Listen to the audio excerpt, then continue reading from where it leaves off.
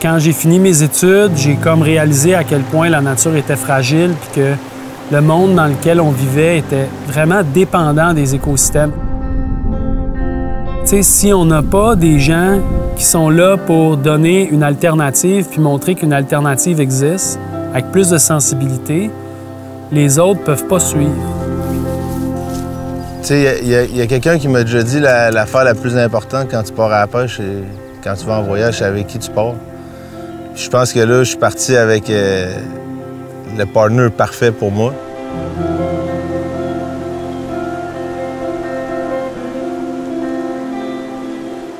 Mon nom, c'est Jean-Martin Fortier.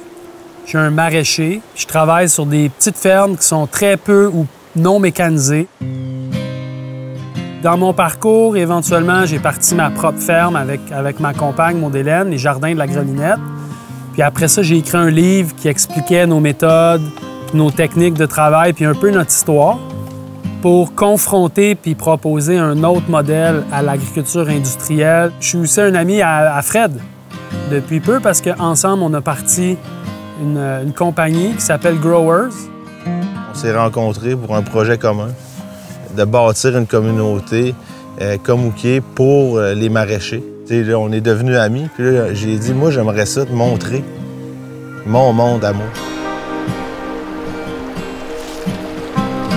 Le bonheur pour moi, ça a toujours été partager ma passion, puis de réussir à l'impossible. Ce qui veut dire quelqu'un qui n'a jamais touché une canne à pêche, canne à moucher, connaît rien là-dedans, d'y faire prendre un saumon. Quelques semaines plus tard, il m'a appelé, il m'a dit « Hein? Jean-Martin, la bonne aventure! » J'ai dit ça, c'est pour toi. Je suis sûr qu'il y a quelque chose, il y a un lien. T'sais. Les gens qui ont les deux mains dans la terre, d'avoir les deux pieds dans l'eau, il y a un lien. T'sais.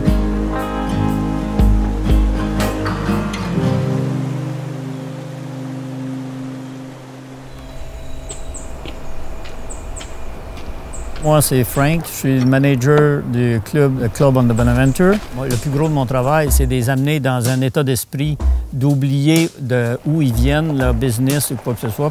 Yes! Bienvenue au club! Bon, vous avez fait une bonne route? Parlez-moi de ça. Ici, vous êtes dans un pays totalement différent. Vous êtes au club, même. Vous êtes chez vous. Parfait. Commencez à relaxer. Ça commence là. Quand on descend la côte pour arriver au club, on dirait qu'on change de monde.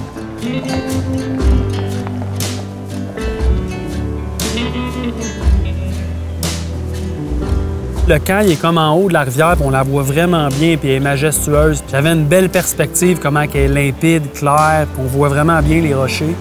Puis quand on arrive sur une rivière comme la rivière Bonaventure, que l'eau est claire de même, puis qu'on voit des saumons dans les fosses, on peut pas faire autrement que d'être émerveillé.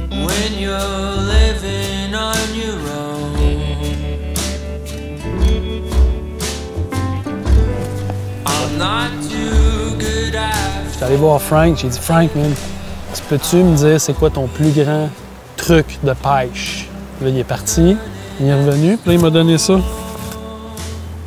Ouais. Ça, c'était son plus grand truc de pêche du master. Pour pas casser ton poignet. Il dit « Apprends à caster. »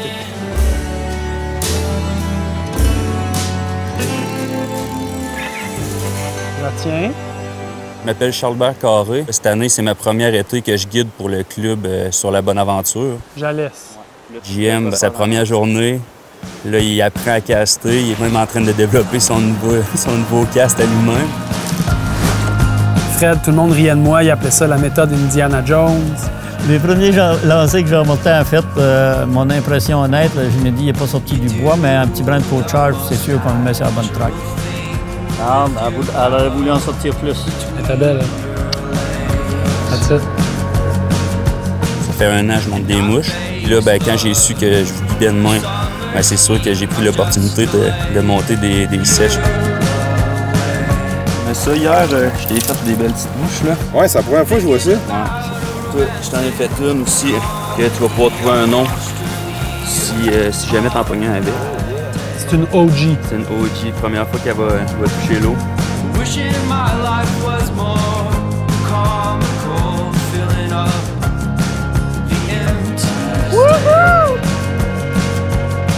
Bon, ça, on n'est pas obligé de mettre ça à cam, OK?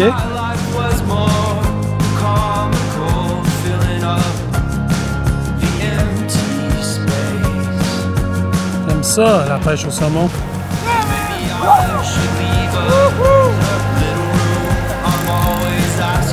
Avec ta mouche! Yeah, buddy!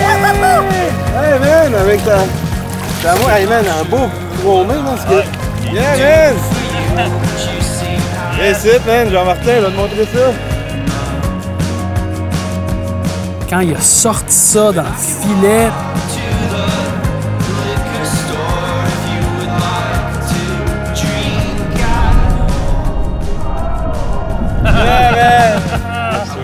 C'est parti, la pêche au saumon. J'ai trouvé ça beau puis inspirant. Puis là, tu sais, mon réflexe, c'est comme, OK, ben moi, man, je vais me mettre au travail. C'est juste indescriptible, là, parce que tu veux pas, moi j'ai grandi avec Cookie. J'ai grandi avec genre Fred dans ma TV, puis là, ben Fred il était pas dans ma TV, il était devant moi avec une de mes mouches. Je vais l'appeler la June Special. La June Special. En honneur de ma fille. Ouais. Puis je vais la mettre sur mon chapeau. Merci, man. Yes. Ça me fait vraiment... Oh! Paf! Ça a mordu, puis tu sais, là, Fred, il me criait, OK, ah ouais, lâche le reel! Il n'y a aucune idée comment ça se passe. Puis là, il y avait une petite cacophonie, là. Charles, il est arrivé avec le filet, puis il a scoopé le poisson.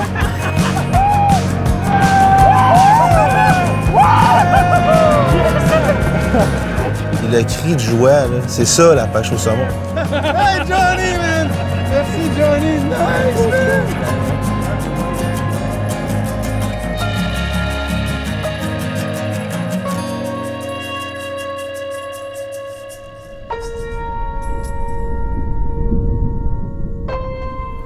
Yes.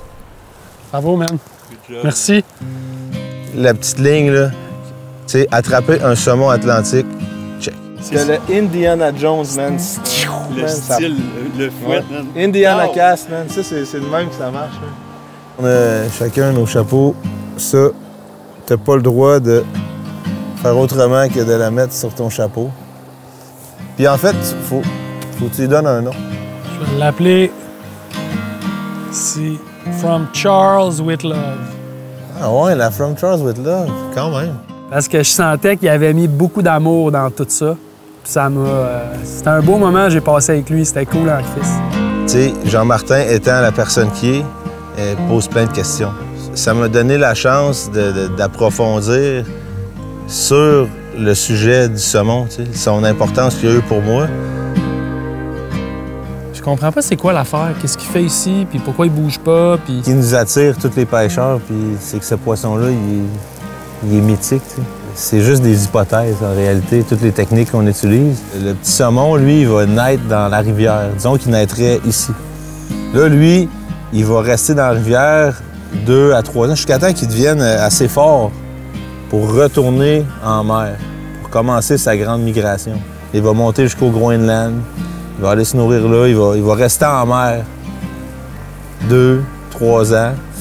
Puis là, ce qui est magique, c'est que lui, il est parti sans point de repère. Là. Il est revenu exactement là, dans la même place, à la même rivière. Puis là, c'est à son tour de frayer. Puis toute la génétique de la rivière, elle évolue, puis c'est les saumons qui apportent sa richesse, sa grande migration, sa beauté, sa force. Fait que c'est représentatif d'une nature encore en santé. Un écosystème qui se tient. C'est pour ça qu'ici, c'est un bijou qu'il faut y faire attention. C'est pour ça que tout le monde, la ZEC et tout ça, mettent tellement d'efforts à essayer qu'on la conserve. Il faut vraiment que le monde comprenne qu'on n'a pas de change, que c'est vraiment une rivière particulière, qu'on est chanceux. On est choyé que ça coule dans notre cours. La rivière Bonaventure, c'est un joyau. Je vais faire partie de cette solution-là, ça, c'est certain. C'est un bijou, puis c'est une des plus belles rivières au monde. Elle doit être protégée.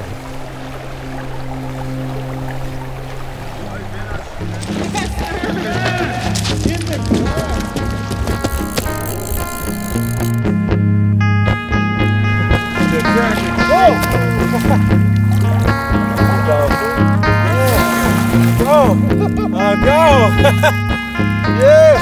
Ça n'a pas de bon sens, là. Regardez ça. Un autre beau petit saumon.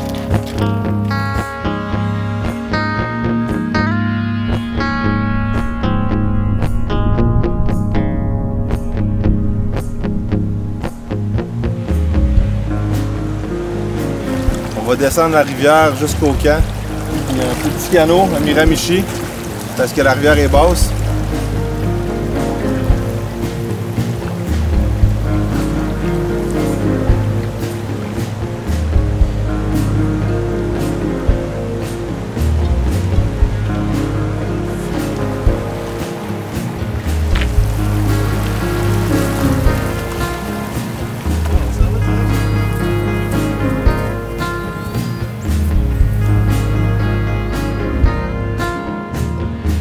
Le club comme tel, on arrive à 100 ans. En 1923, ce sont les papiers officiels. En 2023, ça va nous faire 100 ans.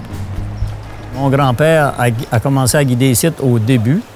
Il y a des photos de lui tient une pôle, il y a 14 saumons. Puis une drôle d'adonnance. Dans ma famille, on est 14. C'était peut-être prémonitoire à ça. Ça fait que j'ai grandi ici, puis j'ai passé des années quand j'avais 6-7 ans ici. Ensuite de ça, quand j'avais 20 quelques années, j'ai guidé ici. Mon garçon est en train de guider. Je me sens un peu chez nous quand je suis ici, parce que j'ai une partie du club que j'ai vécu ici, qui coule dans mes veines.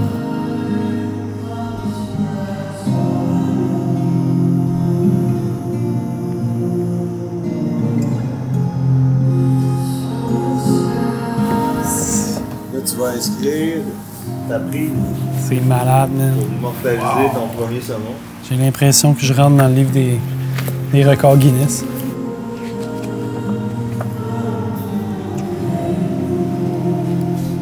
On va laisser Fred une copie de mon livre, signé.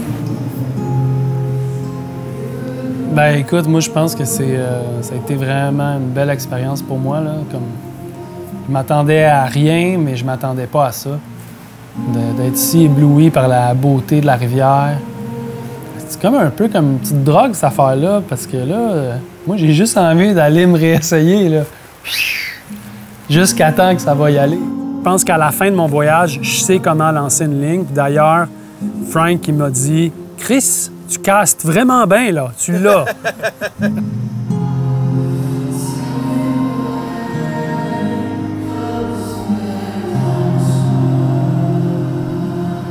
La beauté de la rivière, bien, je pense que de la pêcher, ça me permet de l'apprécier puis de vouloir la protéger.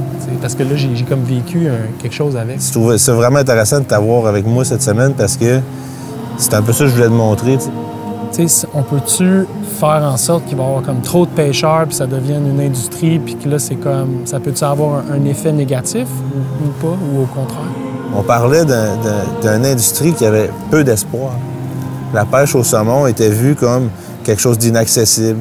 Puis là, on est plus. Puis oui, la rivière a peut-être plus de pression, mais les rivières qui ont une éthique, dans le fond, soit que c'est un gars tout seul qui pêche non-stop, ou soit si tu as 10 gars, ça va être 10 gars qui vont regarder l'autre gars pêcher. Fait que la rivière va avoir la même pression, techniquement. Fait que là, on peut bouger, tu sais. La masse a grossi. Puis aussi, l'économie a grossi. C'est un modèle d'affaires que le Québec devient une plaque tournante pour une des plus belles communautés de pêche à la mouche au monde. On a intéressé des gens qui ont une conscience. La remise à l'eau a été probablement la plus grande évolution pour la conservation puis d'avoir la rivière encore en bon état parce que ça a permis à conserver, même dans les temps les plus durs, la population de saumon à un niveau décent.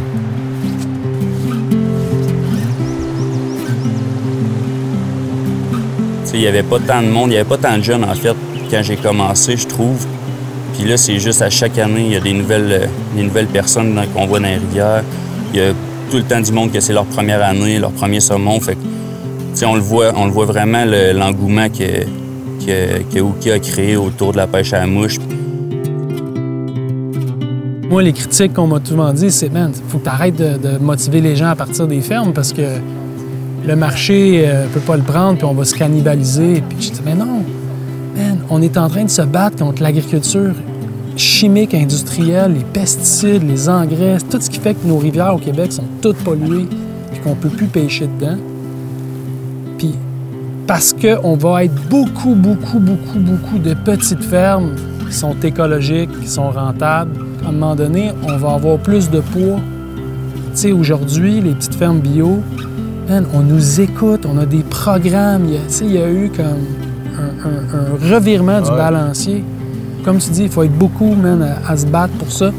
Puis pour se battre, il faut le vivre, il faut l'être, il faut aimer ça, tu sais. Ça me fait pleurer, là. Ça va bien.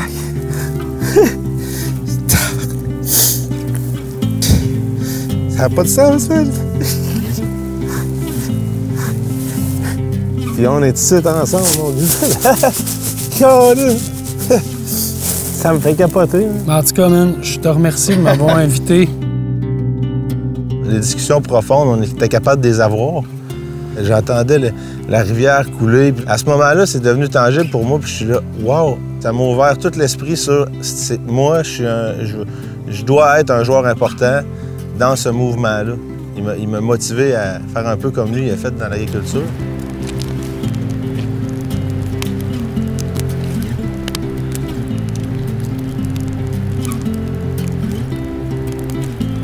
La vérité, c'est que les gars, vous savez pas, vous autres, là, mais tu sais, j'ai des méga gros champs de carottes à désherber. Là. Puis, vu que les binettes n'ont pas été passées au bon moment, il faut aller tirer à la main. Ça, j'y ai pas pensé de la journée. Ouais, c'est ça. Ça fait tout vaporiser les soucis. J'ai pas pensé à ça. Au final de toute mon aventure ici, ce que je vais retenir le plus, c'est de vraiment mieux comprendre mon ami Fred à travers tout son travail avec Cookie. Là, Jean-Martin, il retourne chez eux. Puis dans sa tête, quand quelqu'un va lui parler de la Gaspésie puis des saumons atlantiques, tout ce qu'il va avoir le goût de faire, c'est de participer à le protéger. C'est des gros mots de dire on va changer le monde, là, mais petit à petit, là, ici en Gaspésie, là, on a fait notre part. T'sais. Ça veut dire que, tu sais, tout est possible.